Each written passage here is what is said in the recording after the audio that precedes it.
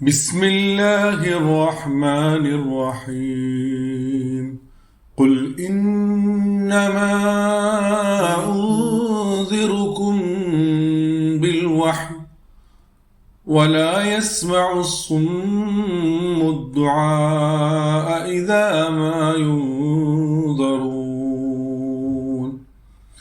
ولئن مستهم نفحة من عذاب ربك ليقولن يا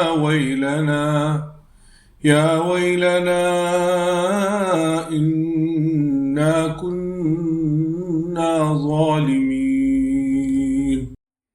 പരമകാരുണികനും കരുണാവാരിധിയുമായ അള്ളാഹുവിൻ്റെ നാമത്തിൽ.